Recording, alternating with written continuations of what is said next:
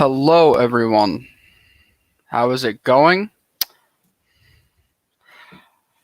Um, how's it going, everyone? This is a bit strange, but this is my first time hosting Rossoneri, and this is going to be an AC Milan news segment. I hear my audio overlaying. Give me 1 second.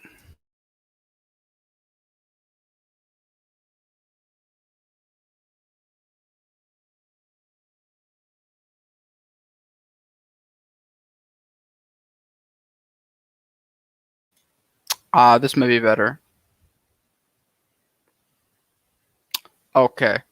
All right. Well, now that that problem is fixed, thanks everyone for watching, and we're gonna get into the news soon. I see a lot of people in the comments.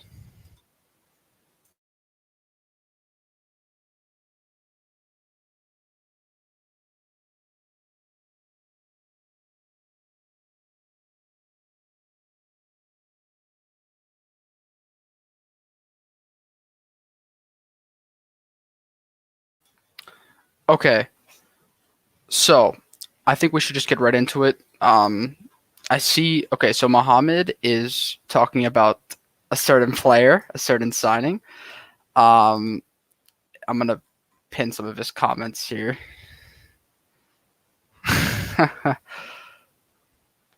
So he's.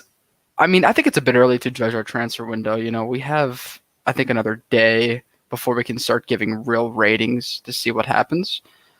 But this is about a right wing signing, I see. So we're gonna get into that. Don't worry.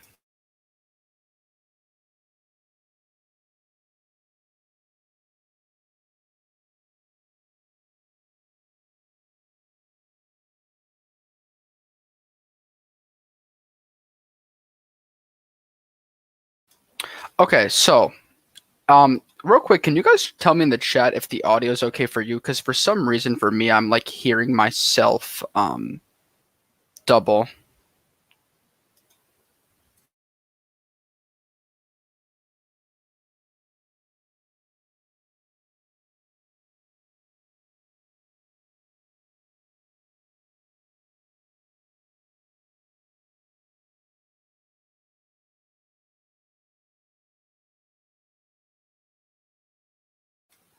Okay, so if the audio is good, I'm just gonna keep going. It is a little bit annoying because I keep hearing myself like delayed, but we're just gonna make it work. Okay, so the first piece of news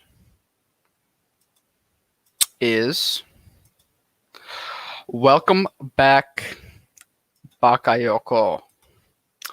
So Bakayoko was announced today by Milan as officially re-signed. We knew this was coming because it's been a done deal for a while.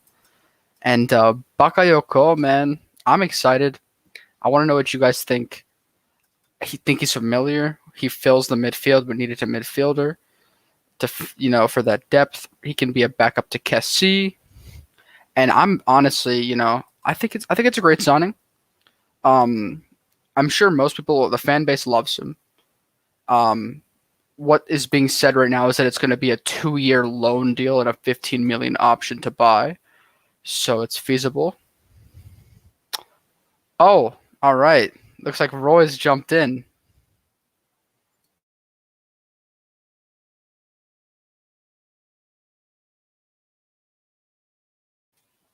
Now he's jumped back out. So it's kind of okay. So Roy, how are you? Are you jumping on?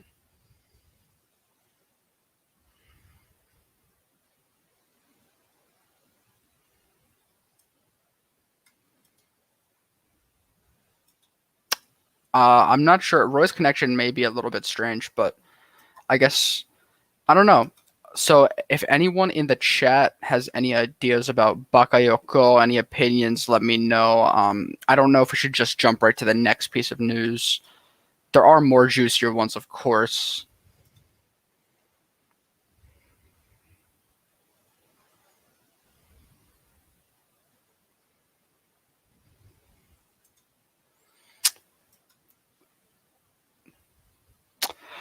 So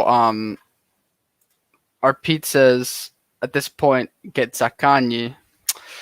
Interesting because Zaccagni, is a player that Milan's been watching for a while. It's a reasonable price. Lazio is getting him 8 to 10 million. They're going to sign him for, and he's an attacking mid left wing player, so I'm not against Zaccagni, but I think Messias is a right winger, not an attacking midfielder, in my opinion.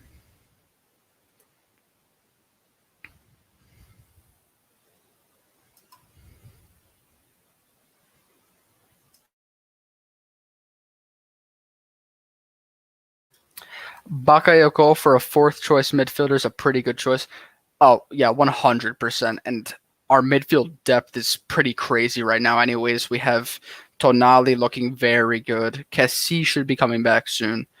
Benacer is basically fully fit. He's with the national team. Krunic, almost man of the match. And now we have Bakayoko as a Kessie backup. So we are looking very solid in that department. We should have gotten Zaccagni. I mean, yeah, we could get Zaccagni.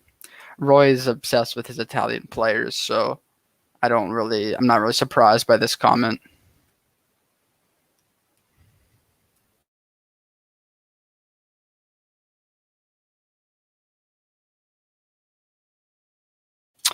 Bakayoko will be a good bench player. He knows how to close out games and even gives a physical presence, which we lack in midfield department. Kessie, exactly. That's exactly why. Besides the fact that it was a feasible financial deal, we got someone who's experienced in Serie A. He's physical and he provides something new in the midfield. A good depth player, 100%. Guys, we have Rohit jumping in. Rohit is a very familiar face on the stream. Rohit, thanks for coming on. Thanks, Antonio. So what's going on? What's up? So I was just talking about Bakayoko, the first, starting off with something that's been confirmed. Okay, yeah. So go on, go on. You can, I mean, if you are Oh, okay. trying to complete. Yeah, for some reason I keep hearing myself in audio, so I will actually join here while you tell me your opinion on the Bakayoko signing. I'm gonna join and let him leave and join back if that's okay. Yeah. So for me, Bakayoko is a no-brainer, kind of a no-brainer signing. So I mean, he's actually used to the Serie A. He's actually a very familiar face in Milan. And for me, the best thing about him actually is that he actually is willing to come to AC Milan and he is ready to die for these colors. I mean, as much as I'm not very afflicted to passion, being a passion merchant. I think a desire to play for AC Milan is something that we all require, and players who will give 100% here. Hi, lad. Hey man, how's it going? Can you hear me? Yeah, I can hear you. I can hear you. No, I joined it because we had a interesting talk about Bakayoko. I think a month ago.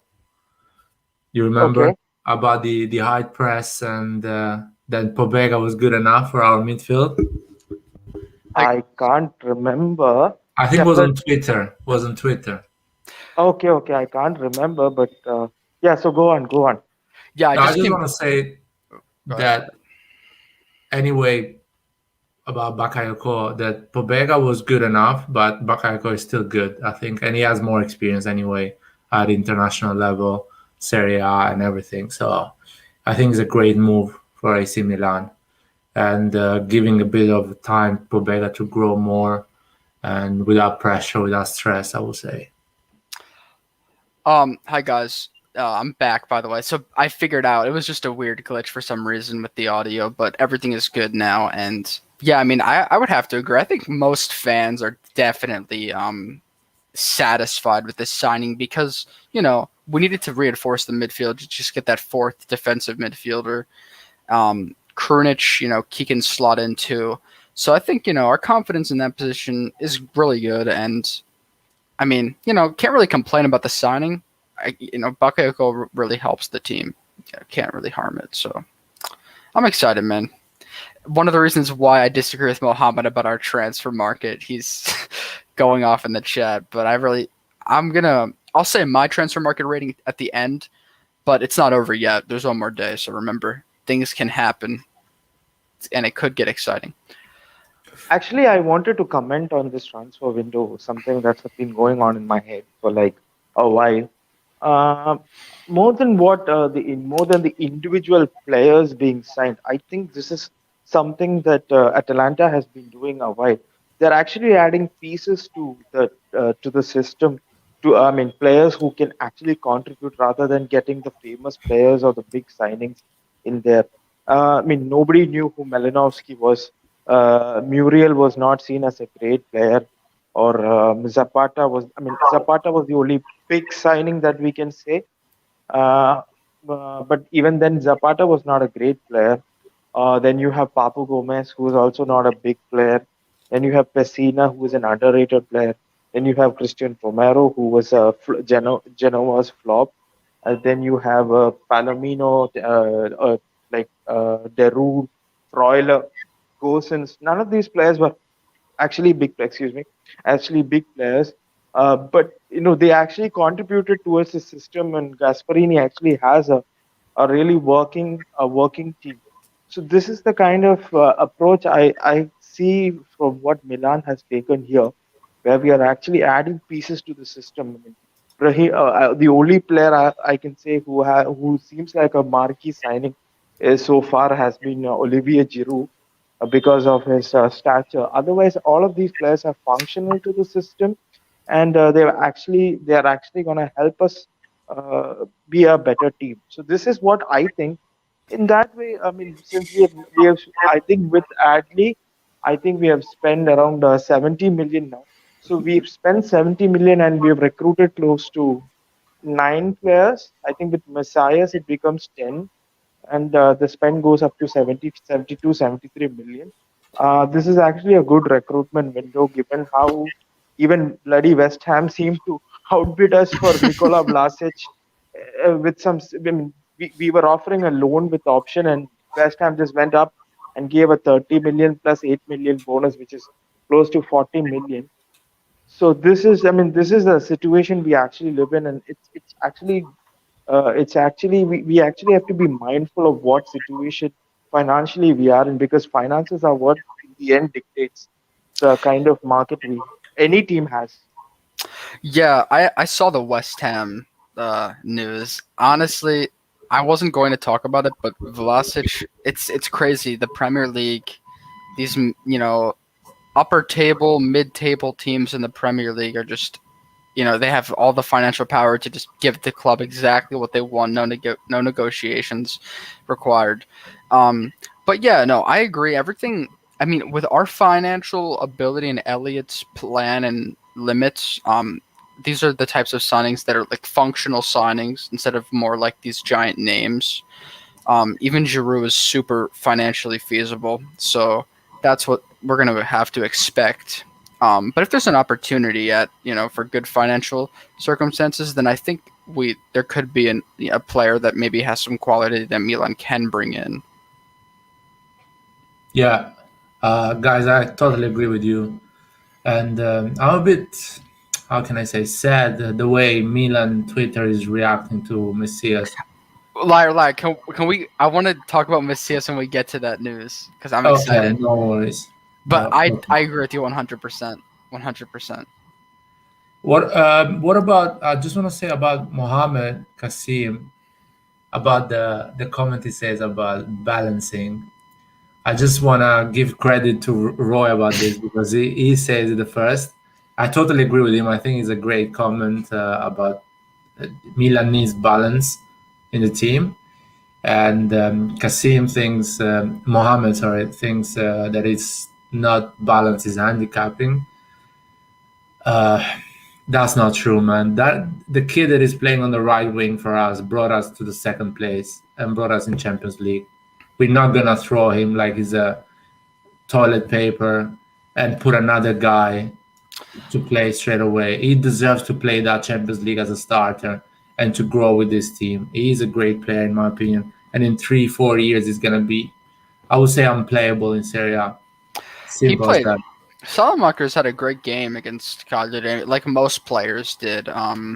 I think he can definitely keep developing us in the offensive phases. I'm not, even though he's a more of a balancing player, he can definitely still improve. So of course he's a great player. I think we all love him. No, no, he's a great player. People sometimes they value players. Let's say that position Selemakers is playing. They compare him to Messi, to Bernardo Silva, to I don't know how it's called, the guy who plays for City, the Algerian one. Uh, Anyway, Mahrez. yeah, Mahrez or Sterling, they compare him with to top class players, and they want him to behave in that way, but in a cheaper way. But that's not how football works. Players are different; they have different way of playing football. And Selemak is not that player, but still does the job and brings our points, brings us a lot of success. Because 79 points in Serie A is not easy to achieve. That's my opinion. On another season, that 79 points would have got us to like maybe even a Scudetto. I was just checking that 79 points thing.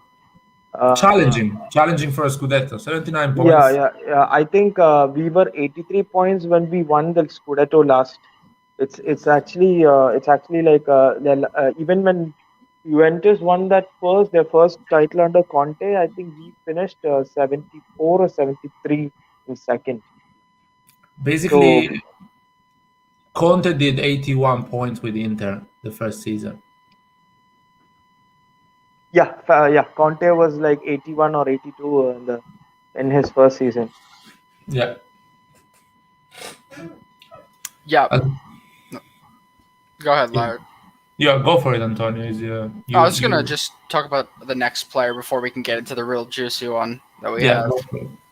Okay, so before we get into like the main player that everyone's gonna talk about, we have news. Just important news. Today Yassin Adli was confirmed, done deal with Bordeaux. So he came, did his medicals, and signed the contract. I'm not sure how the announcement is going to go because we are loaning him back to Bordeaux for the year. I think the operation was around 8 to 10 million. Um, that's what we know. So I'm not sure. I don't think he'll be announced since he won't be with the team.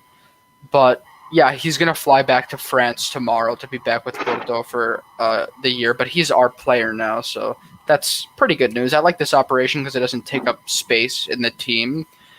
Like because I wasn't really sure where he'd fit the first season, so I like that he's being loaned back out. What do you guys think? I think it's a great deal because that helped us to put the price down. I bet we managed to get him for 10 millions because we promised a year on loan to Bordeaux.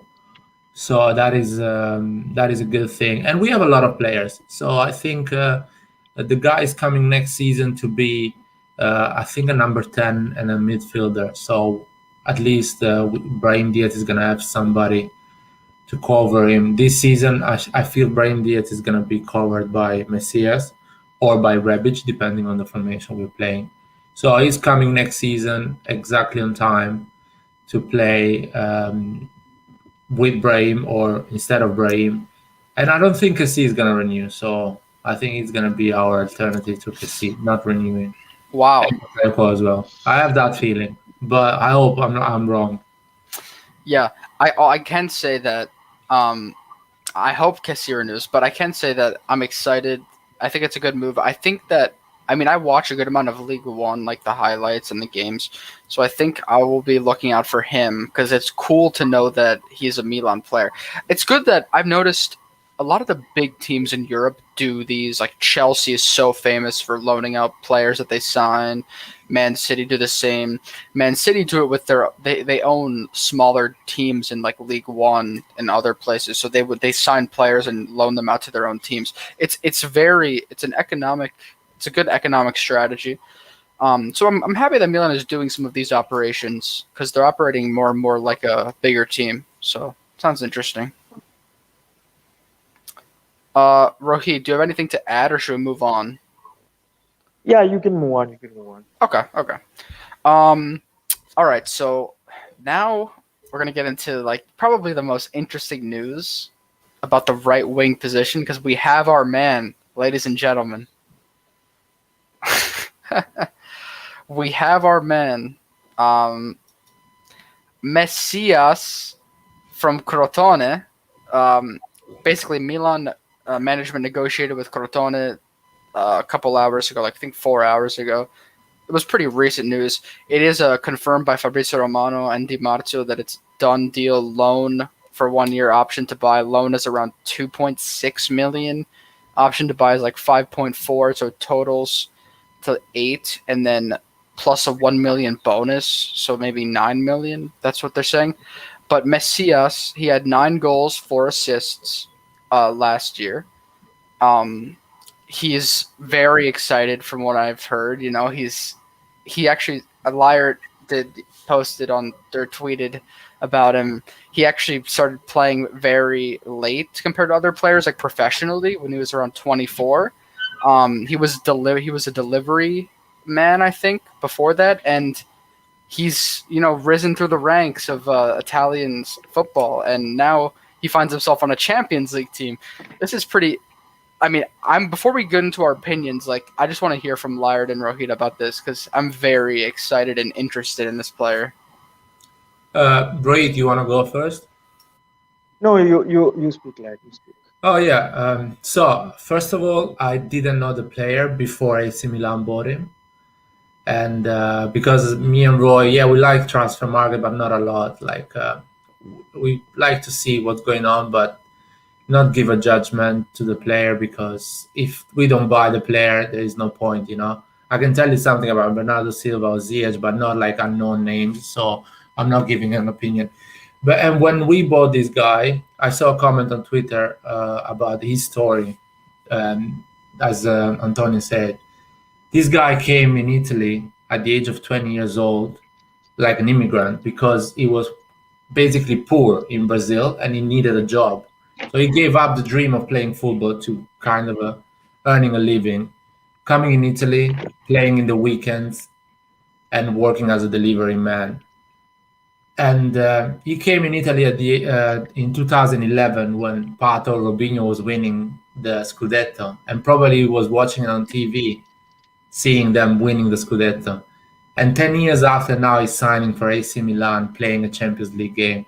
I mean, that is an amazing story. And I'm so happy that we signed him. I think he's an extremely talented player because if you can manage to go through all the divisions in Italy and achieve that result and do all those goals in Serie A and sign for AC Milan, it means your skin is tough and you are talented. Because another thing is when you play in those lower divisions, you don't have an agent. You are alone. You basically play for yourself. And if somebody finds you, you go in a better team. And if you win your team and you bring your team out, other people watch at you and you go up. And so doing that in 6 years is basically is at the same level of Neymar coming at Barcelona and winning the Champions League. Is a big achievement for him.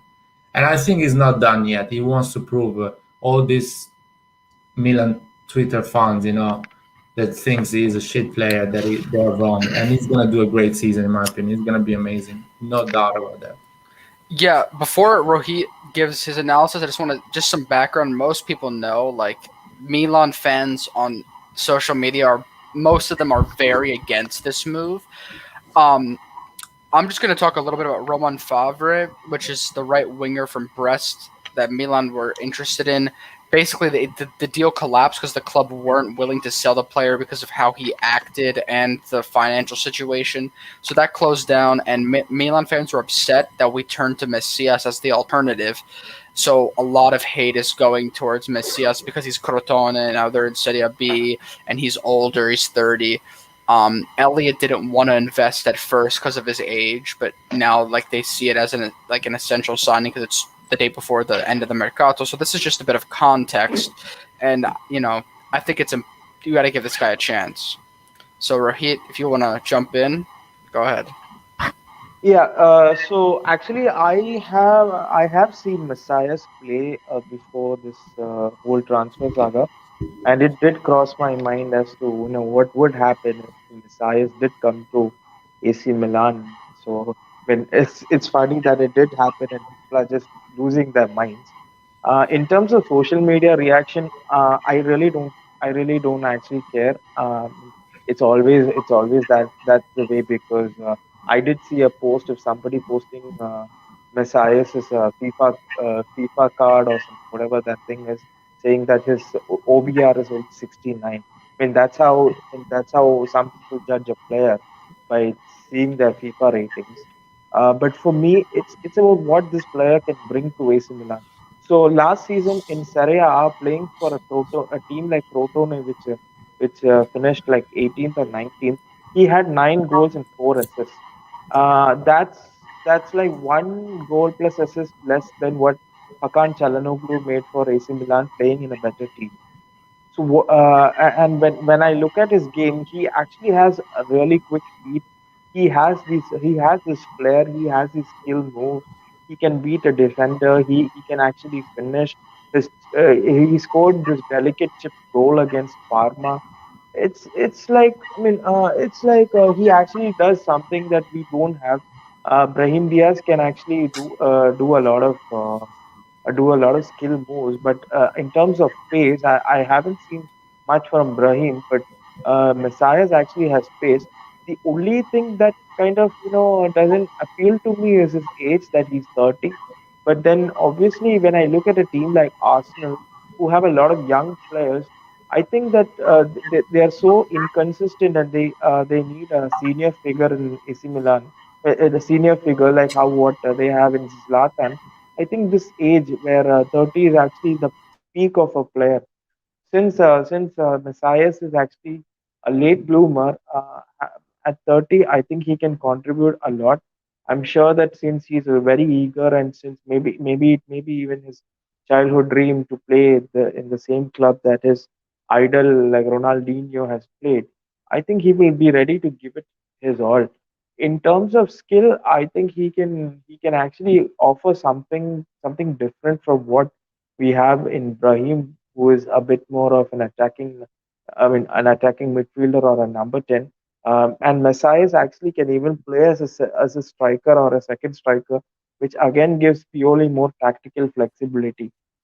In terms of the social media reaction, I really don't care unless just give the guy a chance. If he's a flop, fair. Maldini and Masara deserve the stick. I mean, I really do not understand why you have to judge something before the guy has even stepped foot in Casa Milan. Exactly, exactly. And look, so I've seen him play as well. For me, I've always liked him. Simi gets a lot of attention from Crotone because he scored like 21, 22 goals. Um, but if you actually watch them play, Simi's more of, he takes penalties, and he finishes chances. He had a good season, but Messias was arguably like more impactful throughout the whole game if you actually watch the games, and he's valued and rated high by Crotone. The Crotone management and I think their owner is actually a Milan fan. So he actually gave a little short interview with Vitiello, the journalist, and he said that Messias is really happy, he's really ready, and he's gonna surprise, or he'll be a very good player. So I mean, they have faith in him. I like him. Of course, like I would have maybe preferred Favre, like many other fans, but I'm really not against this, and I think it could open up possibilities for maybe one more signing tomorrow, but I'm not counting on it. I have a question for you, Antonio, and Yes. for everyone actually. Why people prefer Fabre than Messias? Okay. What is the So reason? And I don't want to hear the fact that he's younger because people want results now. Everyone on social media, everyone coming in this chat wants us to go through the group of Champions League and to actually challenge for the Scudetto. And yet they like signing of people or players that actually can give us something in 3, 4 years. And they are not patient with the youngster we already have, but they are happy to sign a young kid and wait for him, what they never seen him play in Serie A. So why these thought in AC Milan, um, how you say, fan base. Well, a lot of it is because of the age, because most fans think that, like you said, like they're not thinking about the experience and like him being ready with the league, which is a good point because he knows the league really well, so he can be more impactful quicker. But a lot of fans they want this process, but fans will say they want the process up until they're losing, the team is losing games, and then they're like, okay, well, we need other players that can score goals and are ready. So that's part of it. I mean, when I saw Favre play, he looked interesting technically, and he looked more of like he was more of like a clear inverted right winger that could attack more. So he looked more interesting to me in the highlights that I saw. But Messias is just as good of a dribbler in his own way, if not better. I know different people rate him differently, and he's proven in the league, so I have no problem whatsoever with him. That I just preferred Favre because of combination of age, potential maybe because he'll have more potential, and his I guess his position. I think he would have been an interesting. He would have been very new from the players and different from the players that we already have. I think Messias is too, but I don't know. I just saw something a little bit special in Favre, but very. I'm happy with Messias, 100%. Yeah, I mean, for me, Messias is a better player than this Favre. If I look at the fact, for example, the stats Messias has are better than DePaul, for example. But yet, people rate more DePaul than Messias because DePaul maybe has a better agent, has a better PR, is Argentinian, and Simeone wants him, another big team wants him, so they rate him more. And he's a 27 years old, so not even a big difference of age. And he started to do decent stats in the last 2 years with Udinese, and not incredible anyway. And Udinese didn't do insane a Serie A, campaign. They still managed to get saved, for a few points. So, but still, people rate De Paul like he's the new, I don't know, De Bruyne. I don't understand that, man. I think this Messias is a great player. He's technically and tactically ready to fit on the system Pioli is preparing, and good enough to replace Selemakers, but not too good to actually intimidate Selemakers, that is important as well. Yeah, that's a great point. I think two quick points, and then if Rahit wants to end this, or we can look at the chat. But yeah, I think that it's important because it's like I think Salamakers is still. I mean, unless we signed like a Berardi or someone really, really big, they wouldn't. Like Pioli would definitely play them first as first choice. But now that we signed Messias, it's Pioli's. Like I'm sure most people would agree that he's still going to start Salamakers over him at first. Messias is not going to come in and just take the starting spot. Um, so I think that's good for Salamakers because Messias probably isn't going to expect to just have all the minutes right away. He should be humble enough to accept that. Um, I also I was thinking of how Messias could mix in with the team in different situations, considering that we have more games to play, and the role of the different. If you've noticed, there's a lot of lone players that we picked up this mercato. Not all of them are going to succeed. Not all of them are going to be, bought in a year. So we have to see if they can get enough minutes. I think Messias should get enough minutes because the right wing position isn't as stacked as some of the other positions that we have. So I'm pretty optimistic. Rohit, do you have anything you want to? Yeah, I think it's the age factor, and obviously I mean, there's actually a huge a kind of a mania that whoever comes out of France is good. But I don't know how do we know that Favre can not be the next Hauger? I mean, in terms of raw potential, I mean, Favre can have a lot of potential, but he may not fit. He may not be tactically able to adjust to the Italian style of football, and I mean, then it would lead to a whole lot of stuff like why isn't he playing? And, why is he not starting over Salamanca's? why isn't he starting over Krunic? And uh, that kind of dilemma can obviously start. But the thing is, I mean, the Italian league, the way they defend, the French league, the way they defend, it's completely different. And one of the best examples I can give is Paqueta, how he was struggling in Italy, but he came out better in France because in France you have a more impetus towards the attack and less the impetus towards the defense, and there's a lot of space to maneuver and play for these attackers. Same as the way in Germany where they play a high line and they try to press each. I mean, even the team that's placed last in the league actually tries to press a team like Bayern Munich. But in Italy, you have a team like Crotone trying to play a six at the back and try to defend for their life. So it's completely different. So I mean, there's actually no guarantee that Favre is better than Messias in terms of the signing. I mean, there's also no guarantee that Messias is going to be a Messiah either.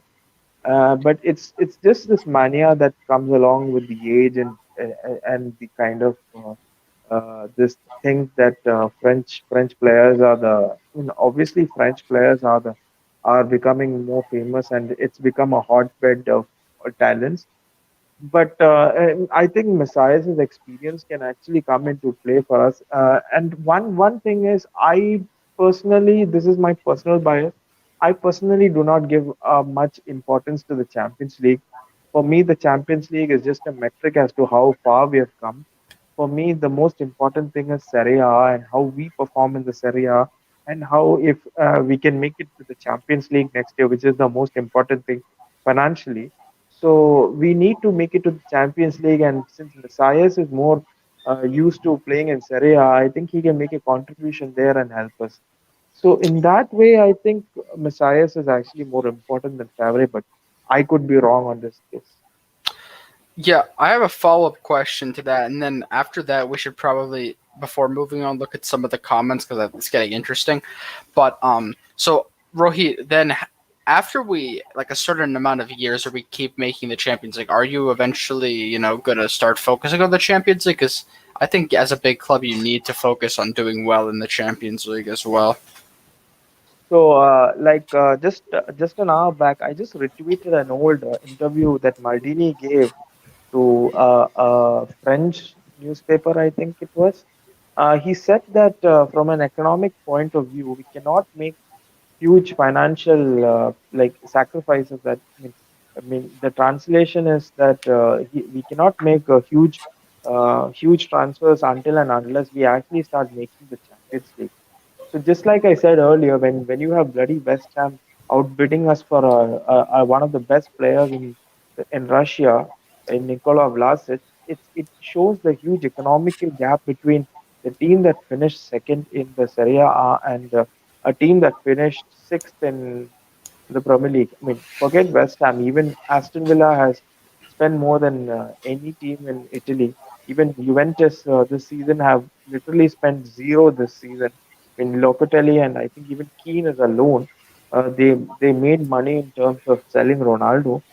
It shows the huge economical gap between the Premier League and the Serie A. So like you said, if we are continuously making the Champions League, then we start making more money. And let's say, for me, I just had this thought that if Messiah does help us like get to the Champions League this season, or even, I mean, I'm being very outrageous. Even if we win the Scudetto this season, I think his transfer fee is paid there itself.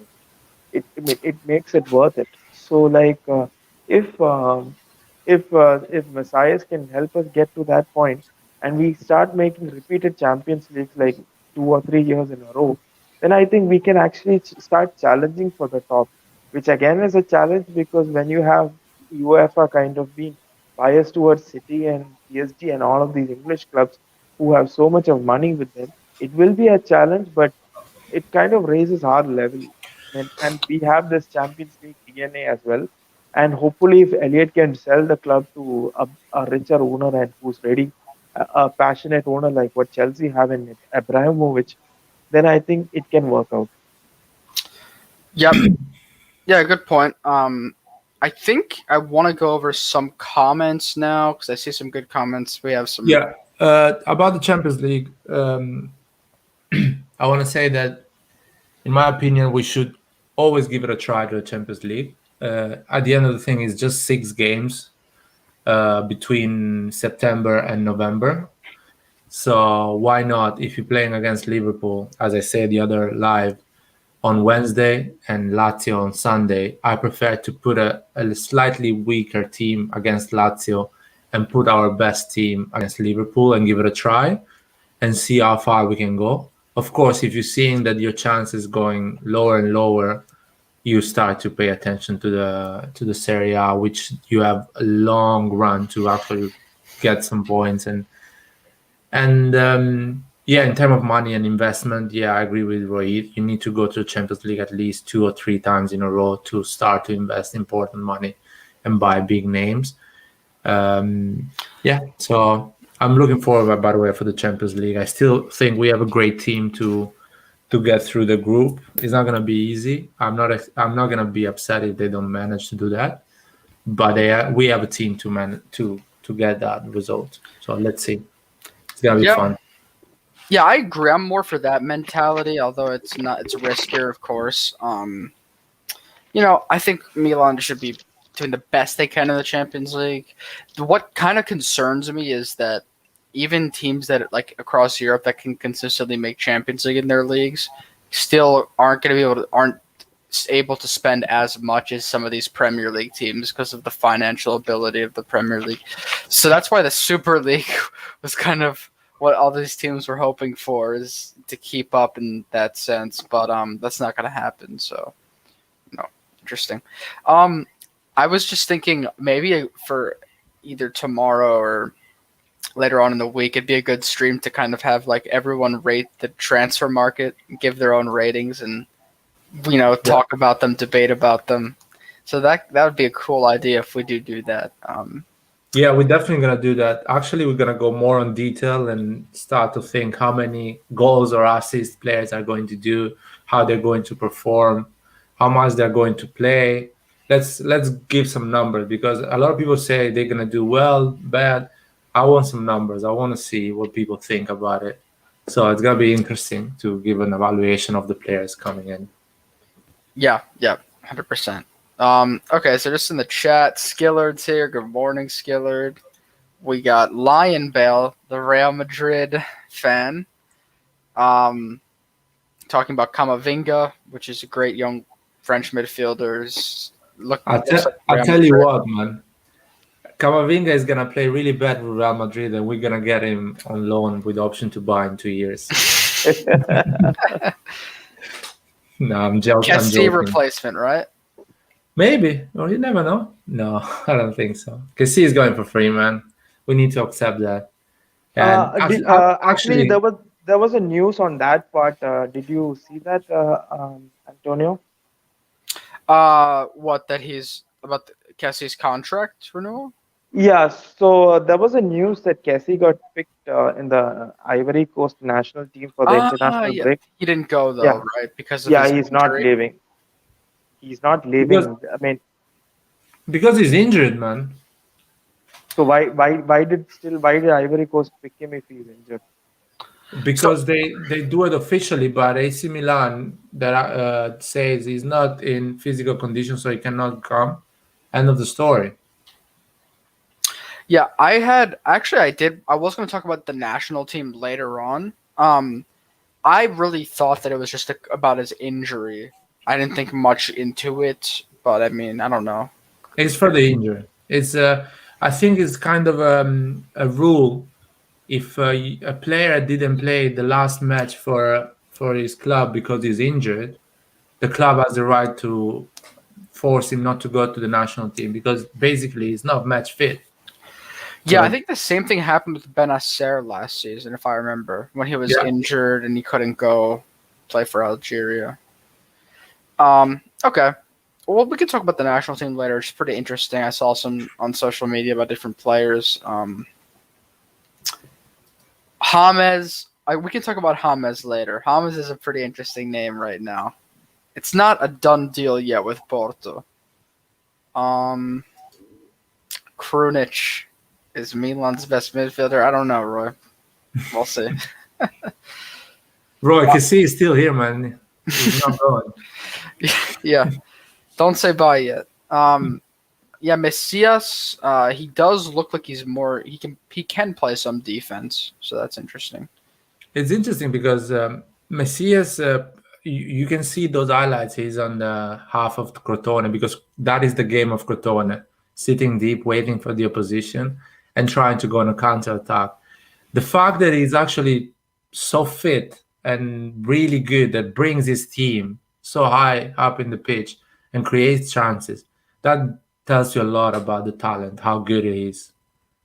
And imagine him in a system like AC Milan on the high press, playing on the half of the opposition. How easy it's gonna be for him to create more chances, be more fresh, to be more threatening. So I cannot wait to see him playing for AC Milan, and I'm probably gonna buy his shirt. I've never done something like that for any player in the history Wow, of AC Milan. So I'm probably gonna buy his shirt. that's pretty bold. Listen, I'm sure Eastbourne will remember this, but he was when we were first linked with him. He called him Messi ass and making fun of him. And I definitely said that I definitely defended him because I've always been interested and I've always accepted him. Like I think he's a Man, even if really good he's signing. Messi's ass, he's still more viable than Casti. It's Costy's even more getting. better than that. We'll talk about Costi too. Interesting. Okay, so next comment. Why can't we sign our primary targets just to do 2 to 3 million? So Favre, I kind of mentioned this. I don't. I think Milan were trying to seriously get to sign him because we made a 10 million bid plus bonuses of 2 to 3. They wanted 15 total at first, but we're getting two different reasons. Number one, they then wanted to raise their offer again, and number two, the club it was wanted to block the move because of the behavior of the player. So it got really complicated, and they've rejected our bid, and they rejected, I think, multiple attempts that we made to go after him. And we were seriously like they were trying to close this deal, the management, but it didn't work out because of whatever reason. The club it wasn't just about financially; it was also the club's reason. So it's not. I don't blame the management for this. I mean, I think the management is more. I wish we could blame them if maybe Kessie leaves, whatever reason, or whatever happens with the contract. But this isn't in our hands situation, so I don't know. That's just what I read. Yeah, no, I yeah, yeah, go yeah, for it. Go. yeah. So I've been repeating myself maybe 100 times on the stream and on Twitter. I think Milan fans really need to understand what is the financial situation of the club, and as much as I mean, we kind of say Elliot is not interested in the club. I think we need to understand it from Elliot's point of view. No owner is going to cover 100 million losses of a club every year. It's I mean you're there to do a business. I mean, as much as you're passionate about the club, you need the club to do as well. You cannot I mean, and it's not even 100 million. Last year it was 200 million. When you are having a 200 million loss and 100 million loss, so you can just see that the club has accumulated close to 300 million in 2 years, and we accumulated close to 500 million in 3 years. We had 500 million losses in 3 years, and that was all borne by Elliot. I mean, so when Elliot is looking at the balance sheet, you see that there's so much of losses coming through and stuff like that. So obviously they would want us to work on a tight budget, and we have a team for budgeting where we actually scientifically calculate the value of a player. I don't know how that is done, but we actually use data and scientifically calculate the value of a player. So let's say if, for example, Favre is valued at 20 million by his team. As per our calculation, the highest value we can bid is 15 million. We're not going to go beyond that. I mean, if this is the same process that is used at Liverpool as well, but the difference is Liverpool is managed and backed by a huge conglomerate, and they have a lot of money. Along with that, they have a lot of money from the PL broadcasting as well. So like they were able to easily drop a 75 million for Virgil van Dijk, who was literally, I mean, if you're looking at Syria kind of thing, Virgil van Dijk was at best a kind of Bologna's center back. He was nothing until he signed for Liverpool. He had a few good qualities. Even his numbers were not as great, but it was only after he came to AC Milan, sorry, to Liverpool, that he became a great defender. Then you have Allison as well. They dropped 65 million on him. Can Milan do that? No, we can't do that.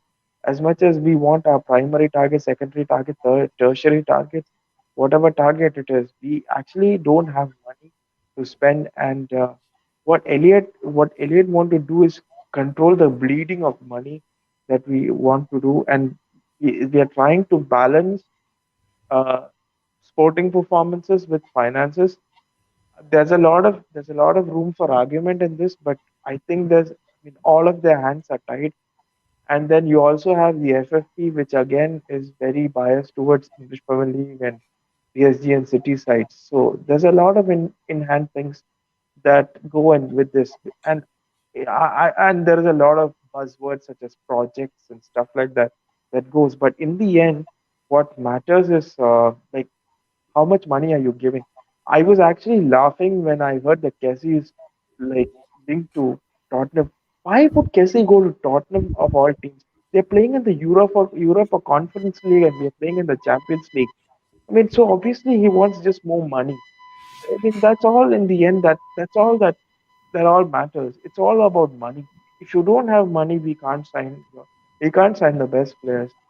I mean, you can see how even Barcelona, they couldn't sign Messi. I mean, as much as Messi wanted to play, as much as Barcelona wanted to play, they still couldn't sign Messi, and they had to let him go. So in the end, money talks. That's all I had to say.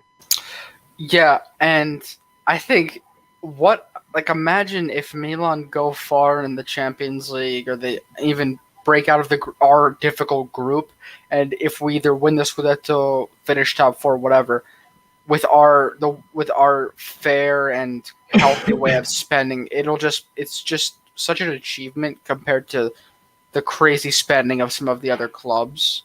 So I'm proud of what we're doing, and of course, eventually, I want us to go to an owner that spends more, and if it's possible, and I want the Serie A to improve its finances. But right now, we're doing what we can. We're remaining a healthy business. So I mean, I think we're more stable than Inter. Inter are gonna probably they now everyone's praising them after 2 games. They won both games. But we don't know what's going to happen when they throughout the season and also the next season after that. If they're able to keep maintaining their players. So I like Leon's position. I don't want to. We could spend so long talking about Inter, of course, but probably move on. I I Also, I actually mean, yeah, yeah. Like you go no, ahead, you go go, ahead. you go if you want. I think one more thing that we all need to consider, what all Milan fan needs to consider, is we wasted close to 400 to 500 million on buying some shit players in our past, and that those sins of the past is what we are paying for. Let's look at how much players we have signed. We signed Tomori, we signed Tonali. I mean, we basically redeemed these players. We signed Tomori, Tonali. We took Brahim on a loan. We took Florenzi. We took Ode Balotore. We took Bakayoko. Uh, who else did we signed Mignon. We are Giroud. Giroud, Pellegrini, Messias is going to be our 10th signing, I think. We've signed 10 players and we still don't have a right winger. We still don't have a right winger. This is actually for Inter, they were able to sell Lukaku and Hakimi for 200 million, close to 200 million, and they just had to replace them with cheaper option in Zeko and Dumfries, and they were able to even kind of invest in Tuku Korea. So their spending is only like close to 45 million. And I mean, they still have a good team because they have been building for a long time. And but for us, we had a shit team in we had shit recruitment in the Chinese era and under Leonardo. And these sins are what Maldini and Masara and Gazidis are paying for. It has to it's a long gradual process, and since we can't power our way out of this through pay investing like 400 500 billion in the transfer market, given rules of FFP and how there is no real revenue streams in Italian football. This is I mean this is gonna be the way for the next 5 10 years, until and unless we get a new Any, owner of the Super League comes in. anyway, all good points. I all agree with you guys, but in my opinion, it's even more simple than that. AC Milan doesn't value this player 15 million. That's it. End of the story, man. I'm not gonna give 3 million because us supporters think this guy is the new Messi. AC Milan value this player as 12 million. It's not gonna move from that offer. That is the reputation AC Milan is building with all the teams around us. We are telling them that we make an offer, and that is gonna be the offer. You accept it. You're not playing with me 5 days, asking me 2 3 millions more. I'm coming with an offer, and that is gonna be the offer. So tell me no, and let me move to another target, and I'll go straight away. I have already a replacement. In 2 hours, they got Messias, and they told Brest, fuck off. That is the basically the way Chelsea does business when they sell their player. They say Tammy Abraham values 40 million. You have to bring to the table 40 million, or you can fuck off. I have another team that is gonna pay that 40 million. Tomori values 30 million. That is where you're gonna pay. Don't even try to ask for a discount. So AC Milan, I really believe we have the money to buy that guy for 15 million, but it's a principle matter as well. I am AC Milan, not because I'm AC Milan, you're gonna ask me 2 3 millions more. No, that is the value of the player. They got Adli for 12 millions, 10 millions plus bonuses. That is the price of the player. That is the money AC Milan is willing to pay. Do you want to accept the offer? Good. Can you find a solution to accept that 10 million? The loan? Okay, I'm fine with that because I don't need straight away the player. The same for this guy, Fevre. He's not good, man. He's a 15 million player, a 10 million player. We don't need to pay. And we don't need for players like this, like we need. We just can find a 7 million players in Serie A and put it there. Or we can keep Casti. I don't think this guy Fevre is gonna do 10 goal assists, something like that. I don't think so. That's a bold. Yeah, Milan is being very clear. That's something we've learned. We don't mess around with our finances. Okay, so I think we should catch up on comments because we're really far behind. Just gonna jump around. Yeah, Roy asked this question: what happens if Messias? Answer this really briefly. What happens if Messias can't take Salad Maker's spot? They're different players. Salad Makers is more defensive. Messias can provide different solutions, and we don't know who's going to take his. We're not saying he's going to take a spot necessarily, but I think they're going to be interchanged. That's just how I view it. I think it's early to kind of tell what's going to happen. Any other yeah, it's comments? not taking the spot of anyone. It's just a different situation, different type of games. Messias can come in the last 20 minutes when we are drawing and try to find an assist or a goal. So it's a different player. The question is, what happens if Messias gets a Selemaker spot? All the people that shit on him, what are they going to say? They're going to say Maldini was lucky because somebody rejected his offer and he had to go to Messias. They're always going to find a solution to tell how bad Maldini is and how stupid this guy is. After winning everything in football and playing with the best players in the world, still they're gonna find a way to say, "Oh, Maldini is not good at his job," and gonna tell, "Oh, how good Lazio is for signing this player, how good is Inter for signing an average player." They're always like this. But what happens if he Actually, does good? actually, the player Lazio signing that is Saccani. I mean, that's the player. When we were linked to Saccani, all of these guys were like, Saccani sucks. Why is Maldini after this guy? But now, since Saccani is going to Lazio, he's like, oh, Maldini is stupid for not signing him. Yeah, I, and Zaccagni is a left wing. Now they are complaining why we didn't sign Zaccagni. A left wing. He's a left. I have Leao Rebic on that side. I want another guy on the right. yeah, to be fair, I've always liked Zakanya, like with the links with him, but I'm not like, I don't feel bad about us not signing him. Like I don't really care that much. I think we're doing good. Okay. When does the transfer market end for Eastern time, which is my time? Well, I'm assuming that it ends at midnight tomorrow, or today, actually. Um, so in Europe, so that would be 6 hours ahead of Eastern time. So probably like 6 in the afternoon for Eastern time. Um, I think that sounds about right. I think it should end tomorrow at midnight, right? It's the last day. Um, we we got Bakayoko, Pjanic. Just for anyone who really is interested, there's some Juve Pjanic rumors, so Roy's getting very excited wherever he is right now. Uh, big player Pjanic going back to Juve. Juve are a very weird situation right now. I don't know what's happening, but they'll bounce back after their loss, I think. The amazing story of Messias moved to Italy from Brazil, mid-20s, worked as a delivery man, played amateur, and now is fighting for a pro contract before. Now he's with AC Milan. Imagine that. Yeah. By the way, I don't rate Zaccagni. I think he's a good player. If we had signed him, still able to be in this squad, on the AC Milan squad, but I don't rate him at the level that he's going to completely change the face of AC Milan, and we are actually going to get 6 or 7 points more than what we get the previous season. That's my opinion. Yep, that's cool. Yep, more about him, and then this is what I'm thinking right here. 5:59, it's right before 6. It should close for Eastern time. Not tonight. One more day. I remember a few years ago, people throwing piece of paper like 1 minute before the market finished on the to send the contract signed. I remember it was like when everything was done by paper.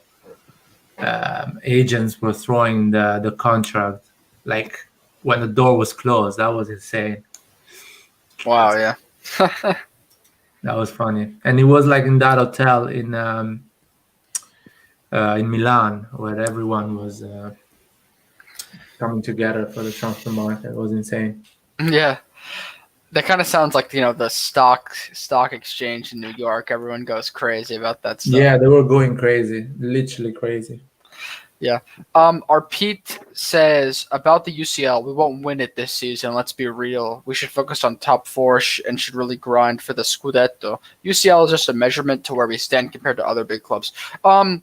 Maybe if you guys want to jump in, not too long, but I think I agree that we can't win, or we won't win the Champions League, and we have a good chance, I think, of winning the Scudetto, considering that Juve started off rocky. We have to still see how much Inter can maintain, but Milan looked like a team that not many people are talking about and giving credit to. So I think that's a smart idea, but I still want to try in the Champions League. I feel like the way Milan people are talking about Milan is the way people were talking about Italy during the Euros. I was actually seeing some interviews about some experts in England saying, for example, there was an ex-Liverpool player and an ex-Chelsea player. No, Owen, so an ex-Manchester United player. And they were talking about that AC Milan doesn't have a lot of chance to go through the group. But on the other side, Hargreaves was saying that actually AC Milan is a good team and he has a young team and they're going to be a threat. And if Liverpool doesn't manage to win the first game against AC Milan, they have a great chance to go through after that, because it's so hard to go to San Siro and win. And a lot of people underestimate that because everyone thinks Serie A is a shit league. AC Milan doesn't have big names, retirement league, and all these things. But when they're going to see us playing, actually, they're going to be quite surprised. And we have players, man. We're going to play against Lazio. So why not playing Rebic, Ibra, maybe Krunic as I would say number 10, but he plays in a different way. and on the right, Selemaker, and maybe keep Diaz and Leao for against Liverpool and Giroud. Messias too. Or Messias can play as well. Why not? Lazio is a good team, but we are good. We are quite solid defensively, so we can actually wait them and go for a counter attack or a classic high press, which we like to do. Yeah, we're very flexible, very flexible. So many different. We can do many different things. Pioli's a flexible coach, I think. So Yeah, that's yeah. you can't really expect a certain formation with us, I think. Rahid, anything important, or should we just move on? Uh, Actually, since there's an international break, I think it's gonna help any new signing that's gonna be integrated into the team. So Mhm. hopefully this 2 week break, 1 week break can help player like Messias and Bakayoko integrate into the team and get to know each other and maybe build some sort of chemistry. Yeah, the good point. Bakayoko also, he said in his interview, he knows basically all the French players on the team. He knows Cassie, of course. He knows a good amount of players. So good chemistry, I think. Um, okay. Move on to the next comment. Players like Messias always do well at Milan. No one was excited about Menez. We called him a PSG reject. People called Baka a fisherman. Remember the legendary Kuchka. Those are some Man, Nocerino, players. Nocerino. Nocerino was amazing. not sure. Or people don't remember the Champions League a few years ago. The player that did more goals in one Champions League games was Dado Perso, and he started to play pro football at the age of 26. And he was a Champions League player with Monaco, and he scored like 7 goals in one game in Champions League. In late 2000, I think 2006, the years AC Milan was winning Champions League. He was an amazing player, and he was like a work builder, in France, a Croatian guy. And so, if somebody has a talent, doesn't matter if they came. Oh, Jamie Vardy, that is an example. He won the Premier League, man. Just, do you want more examples?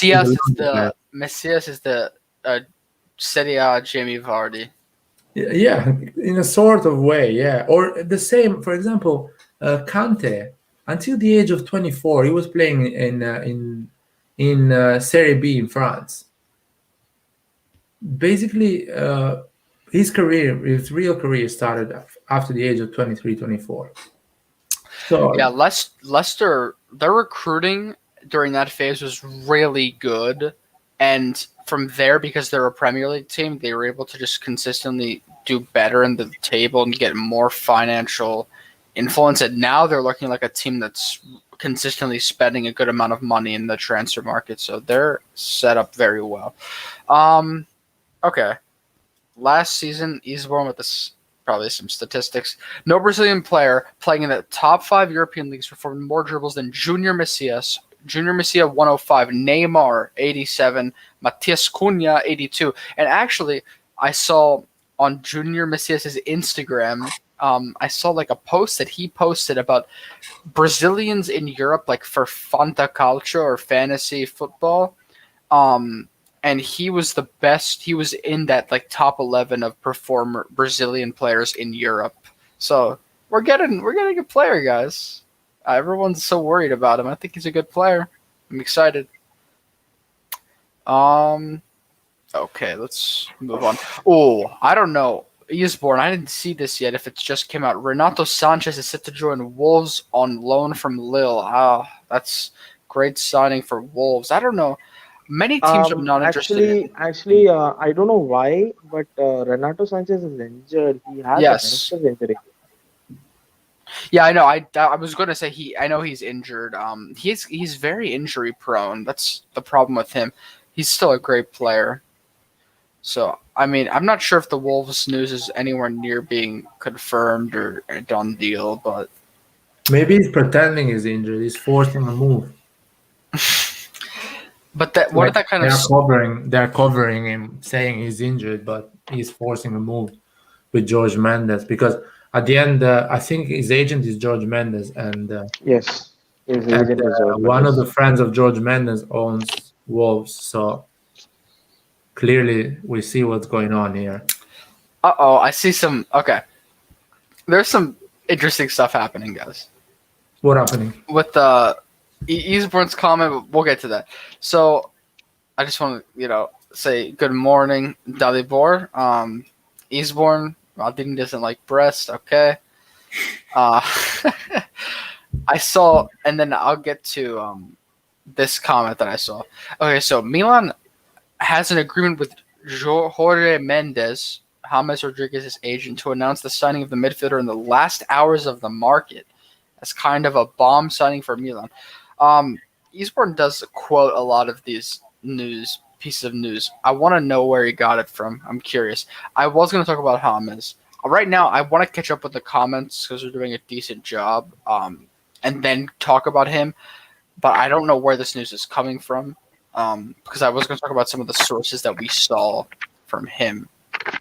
James, I'm sure most of us would like that signing, just from what I know. I mean, he can be a very interesting player. Yeah, man. And so what we're hearing, the news is that James can go to Porto or to AC Milan, or stay to Everton unhappy and in the bench or whatever for another year. So these are the three options. So in my opinion, if he really wants to go to Porto, the deal should have been done already. Like he's already a Porto player, so there is something there that is stopping the guy signing for Porto. And I know, for example, I think Everton is interested in a player that Porto has, so he's trying to put it on the deal. So probably he's waiting just to force Everton to give him away for free. Now, the chances that he's going for free is quite high. Now the question is, he wants to come to AC Milan or to Porto? I really believe he wants to come to AC Milan, and I really believe our management wants him. And the thing that they're saying is quite injury prone and is not physically in good condition is like the thing you do when you're trying to buy something. You're always finding some excuse of why it's not good enough so you can get a better price. So I'm quite positive. I think there is a chance over there. I'm not like, I don't know anything. I'm just speculating. There is a chance over there. And Pioli says two other players are coming for sure. And Bakayoko was already done the deal when he says that. So I think there is a chance another player is coming, and that player can be James Rodriguez. Yeah, I guess so I looked at the chat, and I think this is like something we can now move on to because the rest of the comments aren't too interesting. So yeah, I think James is. We'll talk about the news. I actually, for once, like most of the time, Lyred, I kind of disagree with you about transfer news because sometimes you say stuff it's not really. That's just like your feeling. I feel like, but for this one, I think I agree with what you said about how Porto isn't the deal isn't happening right now because it looks like they want Luis Diaz, who's a really good player from Porto, and they're trying to do a swap deal. But James, the wages of James could be a problem. Also, his like if he wants to go there, of course, so that could be stalling them. And I think he would definitely be open to a Milan move. So this could be a possibility just because the Mercato is coming to a close and he's not confirmed with Porto yet. So there are some voices that are saying that, but as of now, it hasn't been confirmed yet by Italian news sources. And just before he gives his opinion, I know that the original news sources that were linking this recently were from Colombia. They were saying that it's a done deal. Milan is going to get James for free, but we don't know that, so nothing is confirmed. Rahid, you can go ahead about. I think you do like James, so Yeah, I'm a big fan of James. And since Carlo Ancelotti went to Everton, so I was following him for the first few weeks. Then I actually dropped off since I was very busy with my work. So I was actually interested in the way that the kind of different the skill set that James Rodriguez brought. He's not the fastest player in the world, He's not a silky player, but he actually is somebody who can offer something different to what we have in our team. He's no Salamakers. He doesn't offer work rate, but he can actually keep the ball. He has a good touch, and he has this mean left foot which can strike some good shots from distance, and he's also a good free kick taker. So he's a left foot free kick taker. So since we have Sandro Tonali now, and having a left foot taker can actually help us. And he has experience in playing the best against the best. Only concern I have regarding him is his injury issues. But I think once Layard made a great point. If we can actually get in a 38 league season, if we can actually get James to play 20-25 games, he's gonna make that difference. He's that kind of a player. He's that kind of a class. Now, coming to his transfer, I know that James actually spoke out against Everton very publicly, and he's not on good terms with Rafa Benitez for some reason. He's not gonna play anymore for Everton unless there's some huge injury issues, and Everton actually have to be forced to play him. He didn't even make the matchday squad for the last 3 games in the Premier League. So it's actually I think right now, if I was Jorge Mendes, I would actually look at moving James Rodriguez somewhere, because he's James is one of his top clients, and you wouldn't want one of your top clients being rusty and unused, and you losing his all of his PR on sitting on Everton's bench, or not even in the team. So obviously, I think he's gonna try to move him somewhere. And obviously, we Milan have a good relationship with Jorge Mendes, with I mean how he helped us for Cutrone, and how Leao is his client, and how he helped us with Andre Silva. So I mean, there's a good relationship. But for me, I wonder if this James deal is tied with Samu Castello's departure, because if Samu Castillo doesn't depart, do we actually sign him? Because then we would have Samu Castillo, Salamakers, and even Florenzi can play on the right wing, and you can have Messias and Diaz playing as the number 10. But if Samu Castle goes, there's a void in the team, and you would need a player like James Rodriguez come in there. So it's a very intriguing transfer. Since we have signed Messias, I'm a bit calm in terms of the number 10 role right now. I know many fans would not agree with me, but in terms of the right wing, I still think if it all of this transfer would be tied on whether Sampdoria or Getafe or Real Sociedad actually make a move for Samu Castillo and sign him. Also, also, I think in terms of PR, I think this would be a great move. Serie A has lost a lot of image in terms of losing their best players in Cristiano and Lukaku, and now the image of Serie A is a 40-year-old Zlatan. So I think if James Rodriguez does come, and I've mentioned it quite a lot of times, James Rodriguez has more followers on Twitter than AC Milan's official account. It would actually help the brand of AC Milan. It would actually help us on the pitch as well. So this is actually a great move. He would have his fitness issues. I'm sure he'll take a bit of time, like Mandzukic. I hope it's not a Mandzukic like transfer. He would take a bit of time to get settled and used to our system, and physically and mentally. But if we can pull this off, I think this would be one of the transfers of the Serie A campaign. Yeah, I think it's a very interesting option, and I'm sure that Milan is thinking about it. I'm sure that maybe Pioli will be consulted. Like, will James help in Pioli's mind? Will he take away from Diaz? Um, and we have to see if this actually happens. But it is a possibility because it looks like he could be leaving on a free. Everton are doing well in the Premier League. They're right now they have 7 points, tied with Liverpool and Chelsea. So they're in a good position, and he's looking like he's not a part of their plans whatsoever. So that could very well happen. Interesting stuff.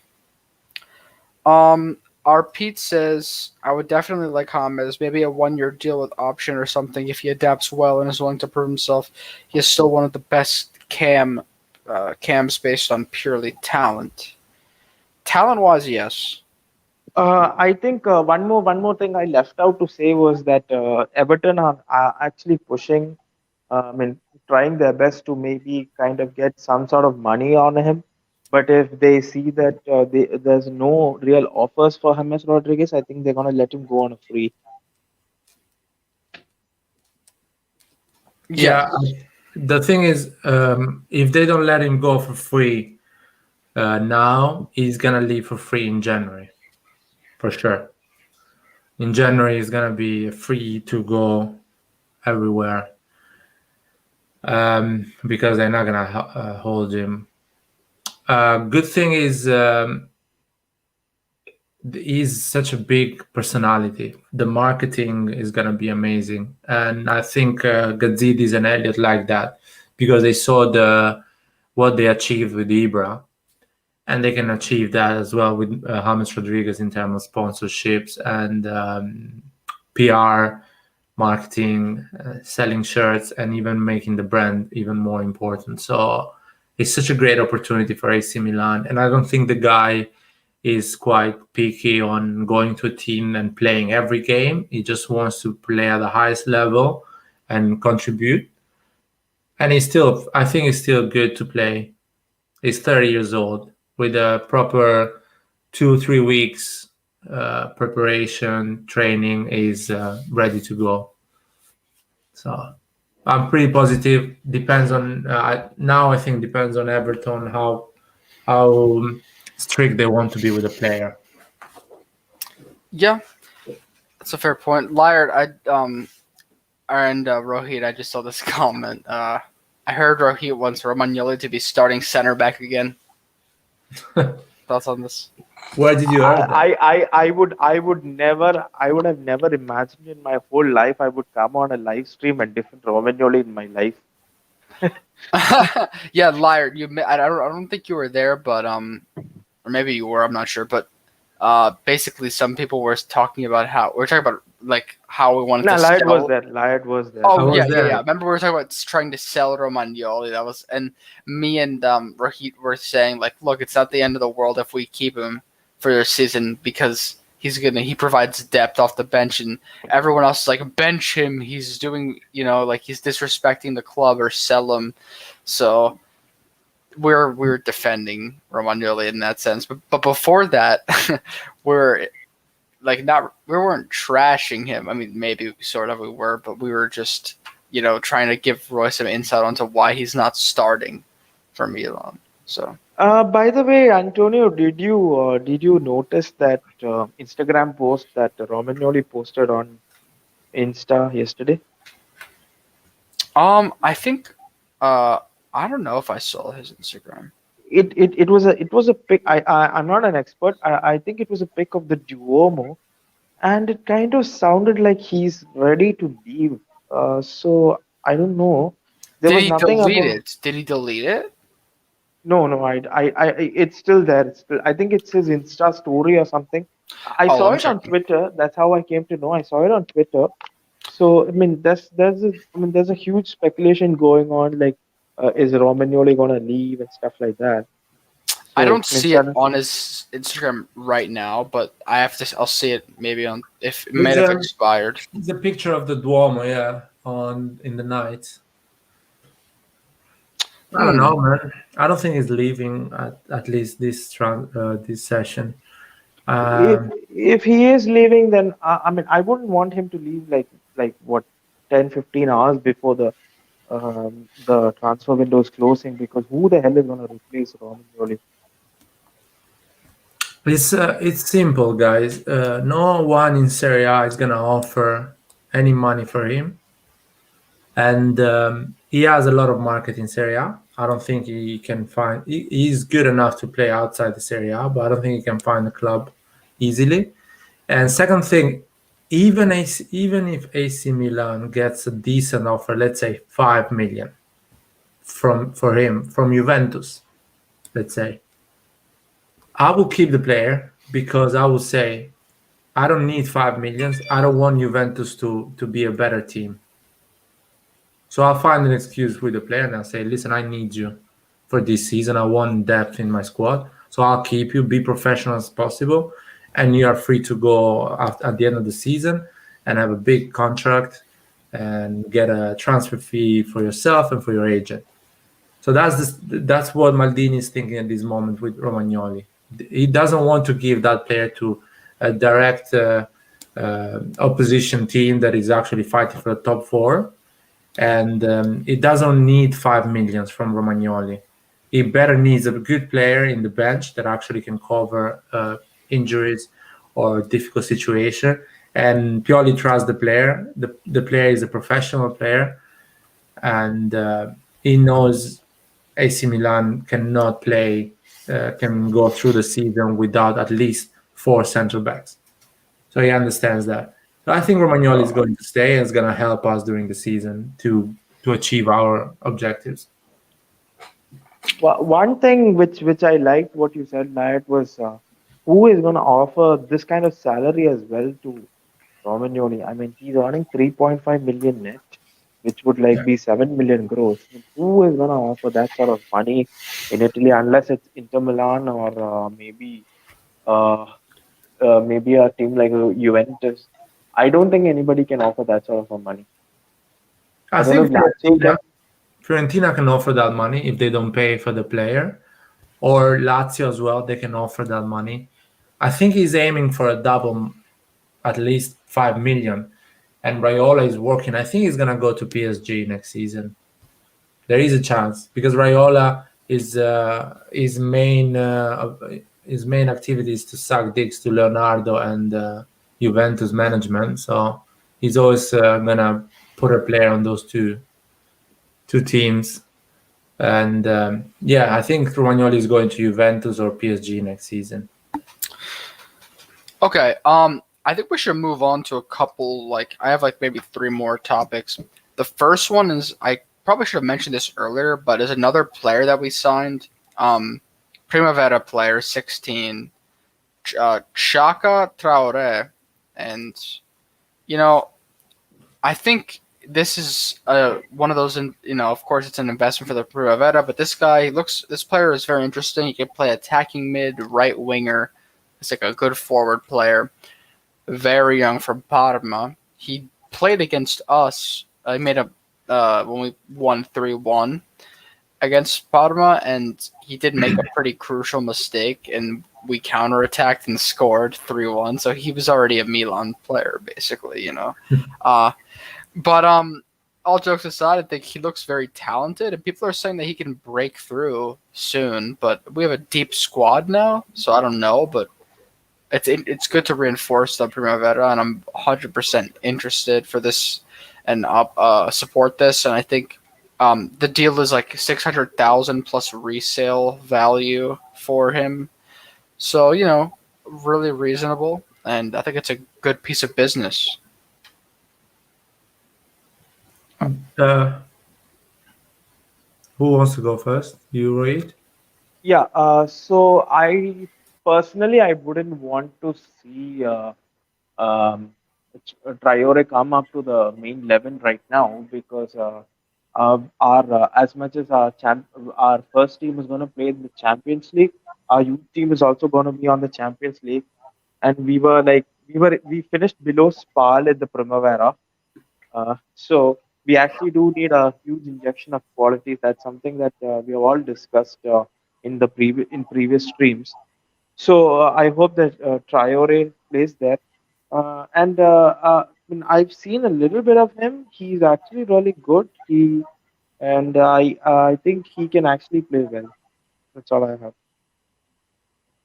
I think yeah, it's a good deal. He's a 16 years old kid, so if you buy him for 2 millions, if you let him play on loan a few years, you can sell for 10, at least 10 million. So you make money anyway. And if he becomes a star, you know what he can do with that. You can win and you can sell it for a lot of money.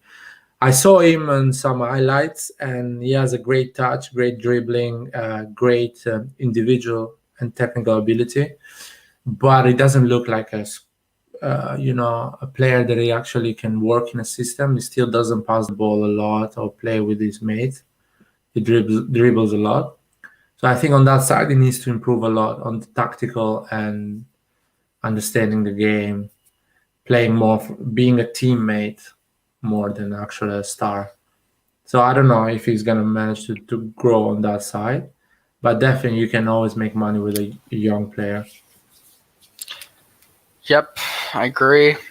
Primavera's gonna hopefully improve. No updates on those two midfielders we're looking at, like Bondo and another player. I don't think the deals are going through. Yeah, Bondo's going to Bayern. Ah, right. Yeah, I didn't see any updates. So, also, we haven't really talked about this, but Sabitzer is confirmed to Bayern as well today, so it's pretty cool. Yeah. And this is pretty. He wanted to go there, so. It's kind of a slam dunk transfer for Bayern because basically Sabitzer has been playing in Germany for like all of his life, even though he's an Austrian, and they basically do not prefer to leave Germany. And since Nagelsmann is already the coach of Bayern, it's a slam dunk transfer for Bayern. Yeah, tactically, he's going to be a good player for them. Okay, the next topic, I have two more, and then we can do some comments or see what happens. But so Costi is an interesting player. We may see a movement for him now that Messias has come in. Sampdoria are reportedly interested in him on a loan, and Real Sociedad are also have inquired about him, and it looks like he could move out tomorrow. We still have to see what happens. What do you guys think about Castillejo? Yeah, you can go read. Yeah, so I saw a lot of hate for Castillo on the social media, and I was like, okay, obviously the player is really bad, but we do not have to go as much as send him death threats and abuse him and stuff like that.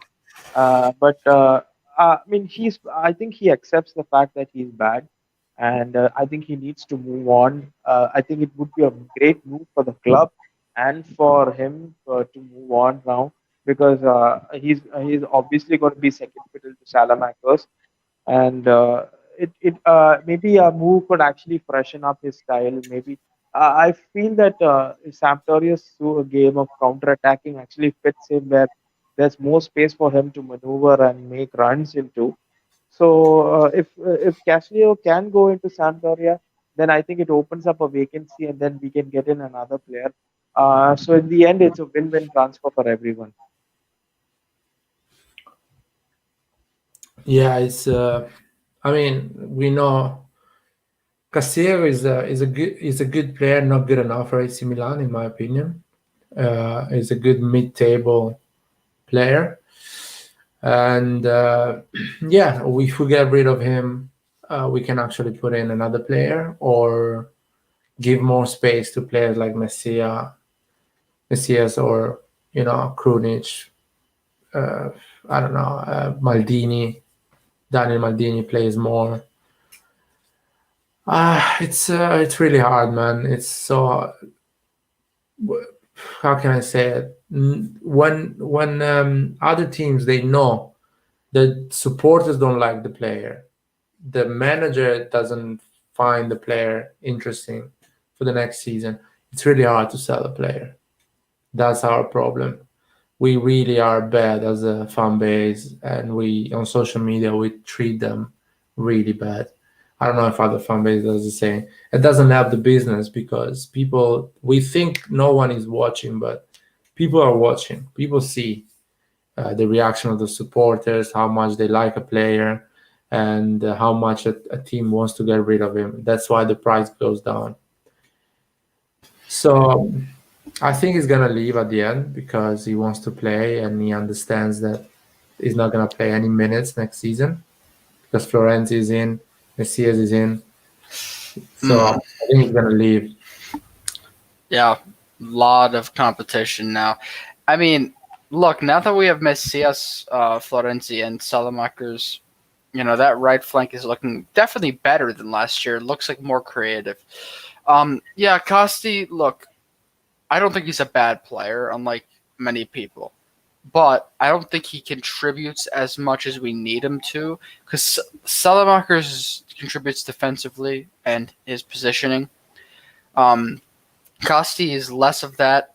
He has more skill, but he doesn't really use it enough to take people on one and to impact the offense. So I don't. I'm for having him move on, but I respect him a lot, and I think I heard that the Curva Sud cheered him on at the game because he was getting some abuse or online, and I definitely think that that's crazy because he was an important part of the team last year that got us back into the Champions League. So much respect to him, and we'll see. Looks like there's more news coming out that he's more likely to move on. So, um, okay. So I guess we can talk about the last piece of news. I mean, we have some comments. Another comment about the Favre deal, but we already talked about why the Actually, finance. Gazzetta did report that actually the Favre deal has not broken down. They're actually waiting on an improved offer from AC Milan. Really? Yes. So does this? Wow. Hold on. Wait. When did this come out? This came out like 4 5 hours back. Okay. I don't think it's likely though that we're signing him after Messias, but This is just my personal theory. I don't think their team, the Brest, they actually would want to keep a player who doesn't want to play for them. Maybe this all of this whole drama they played yesterday is just a way of making Milan pay up more money.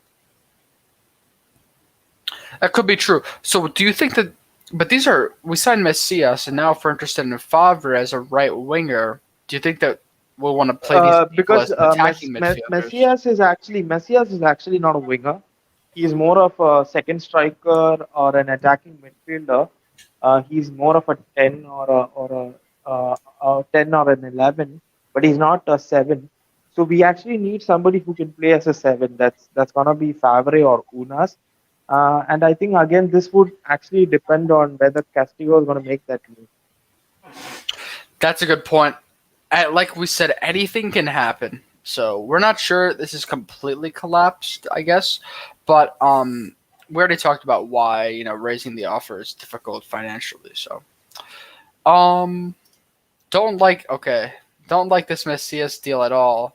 I know he had a good season with Barcelona, but this guy isn't good enough, and he isn't young, so he won't improve. Okay, well, let's see how good he is after you watch him play with Milan. So let's wait a bit before we judge. Milan are actively discussing with Napoli regarding Unas and will offer a dry transfer as agent, the same as Adli is currently in Milan. The Rossoneri will recruit.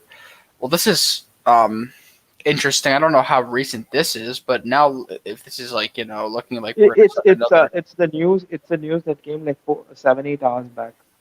right. So I mean, this is before Messias was announced. Yeah, yeah. Can I say something about this Onus? He's Unas, yeah, Unas. Onus. Is he Algerian? yeah. French Algerian. He was playing with the. I think he was playing Napoli, with the. He was with Napoli and Crotone. Crotone. He was playing with Crotone, yeah. Yeah, Yeah, he looks good. I don't like him.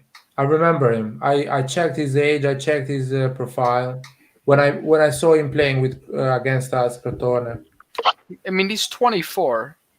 Yeah, I don't like him. I think Messias is way better than him.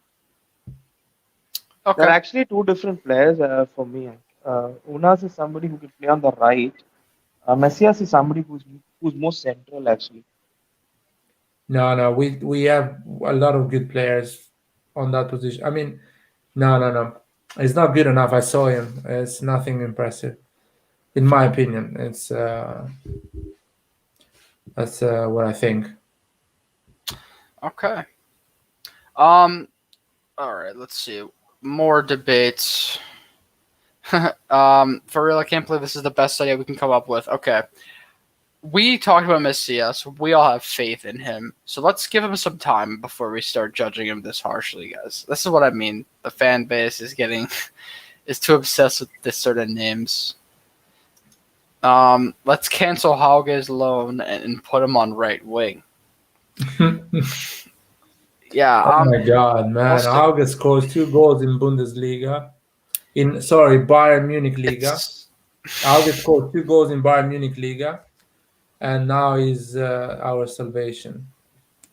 Seriously, guys, you didn't learn anything about the Bundesliga. Andres doesn't Silva. say anything. Andres Silva doesn't say anything. I mean, when people gonna learn about the Bayern Munich Liga, how it works? If he's a good player, goes to Bayern Munich. The other ones stay away. Yep. Okay. The last piece of news is just about some national team player updates. So Kessie's staying because of his injury, which we talked about. Salamakers got called up. Benacer got called up. Calabria got called up for the Italian national team because Lazzari got injured. Deo got his first French call up. Magnan is called up again. For the French national team, Jordan Vertu, which is a Roma player, got called up for the first time, and this guy looks really good. He has 3 goals already. I've always liked him as a player, just Serie A player in general. He scores a lot, and he does a lot of work in the midfield, so I'm happy for him, and Roma looked dangerous. So just an update on that, and then there's going to be some other players as well, but just to talk about those players a bit. I'm just excited to get back to club competitions because this is just World Cup qualifiers. So, it'll be cool to see, I guess, Calabria in the national team, but I'm just waiting for this to be over. Yeah, man. You know what? International break is quite handy because it helps, as Roy said before, the new signing to actually understand the system and train with Pioli and get fit and ready to go, and even for Kessie and Ibra to get ready for the Serie A. So that's actually really good. But for me, oh man, I really like how we're playing. I mean, the last game was amazing. We're playing good, man. At least at home, we are kind of we're gonna have a great run at home. Believe me, this season. Yeah. Before I talk about maybe that game and also our attack, which looked more fluid, I still comment. Bundesliga is a 38-match audition to play for Bayern next year. So actually, it's 36. They have 2 teams less. Really? Yeah, it's an 18 team league. Wow. Also, so, it's 34. I'm sorry, it's 34, not 36. It's 34. Oh, I didn't know they cut back their. Oh, okay. 34 or 36? 34. 18 teams. So one team plays. 30, yeah. Oh yeah, I just noticed that. That's interesting. I wasn't sure about that. Also, Daniel James sold for 30 million. Manchester United winger to Leeds. So that's something else pretty funny. Okay. I mean, Arsenal bought a championship that's like the Serie B of England. They bought a championship league goalkeeper for 30 million. So what does that tell you about that bloody league, man? It's like they've inflated the value of every player. Yeah, there's a tax on those players. There's a Premier League tax, man. It's crazy because I've said this a couple of times. I really like Ivan Toney as a striker. I think he would be good with how we play.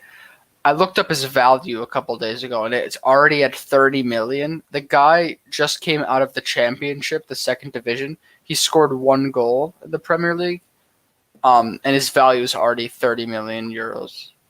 So, I mean, it's going to definitely increase at the end of the season. Probably, I wouldn't be surprised if it's 50, 60, maybe 70 million for this guy. Well, I'm not surprised from the prices of the Premier League because the Premier League has those prices come from a simple economical principle that You're buying from a club that is financially healthy or doesn't need money.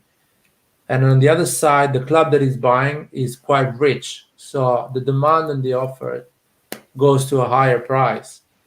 Because when you're buying a player from Aston Villa that actually is earning 100 million TV rights, the stadium is always full, merch, they sell a lot, their value is higher. They say, okay, give me 100 million for Jack Grealish, I don't care. If not, I'll keep him.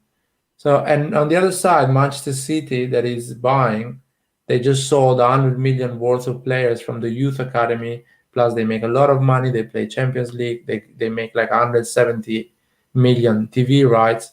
Of course, they're gonna ask 100 million for Jack Grealish. But Jack Grealish, as a player in Serie A, if he was playing in Serie A, the value is 40 million, 35 million. That is because we don't have the money to buy, and the team on the other side needs the money. He needs that 35 million. That's normal in Premier League. That's how it works.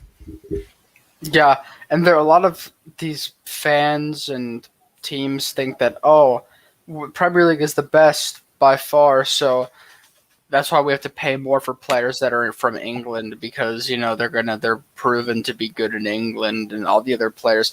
Like I saw that a lot of Liverpool fans were saying that when they signed Salah, they were like upset because he was they're like he's not proven in England yet, and The he same. was only a Serie A player. Yeah, they were saying that it's coming from a retirement league. Is not good enough, but no one actually saw him going coast to coast against Juventus and scoring a goal and changing the game from 2-0 for Juventus to 3-2.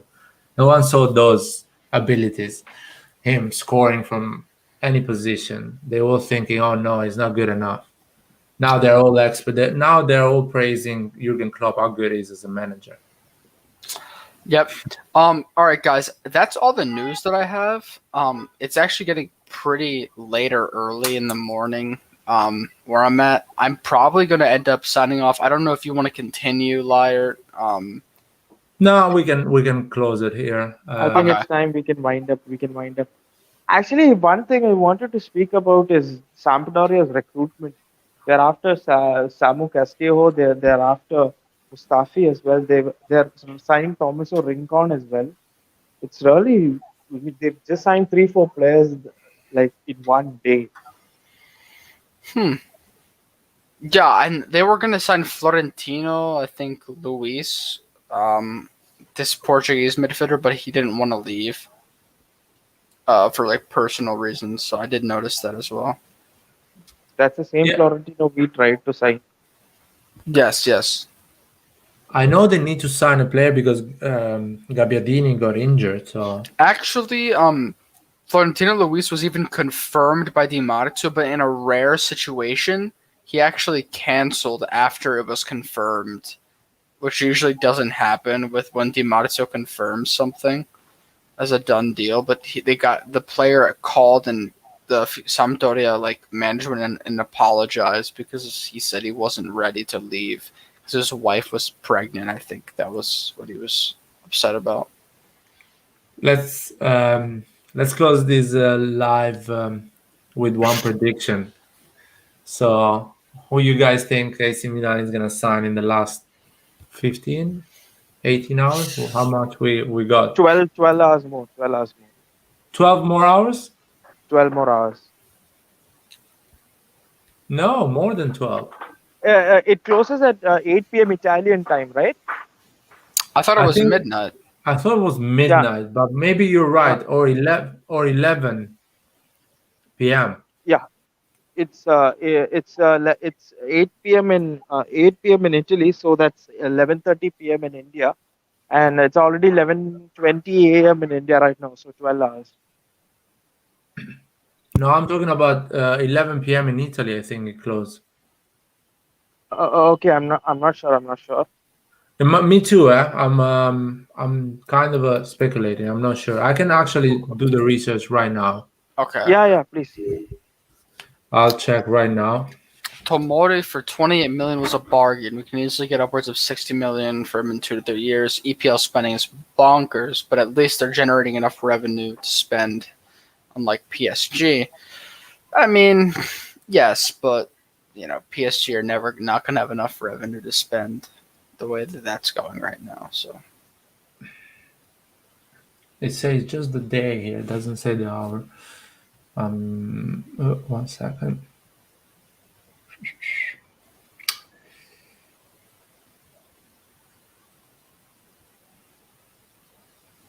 I Yeah, do think Tomori was a bargain though, for sure.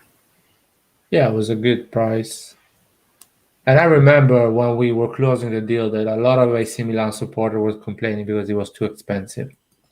They were saying why we're even getting this guy on loan? He's too expensive. We're never gonna pay the loan back.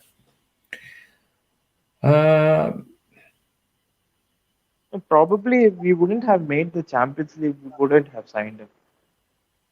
no, we would have signed him. He wanted to stay to AC Well, Milan. guys, it says that the La Liga transfer window closes tomorrow at 11 p.m.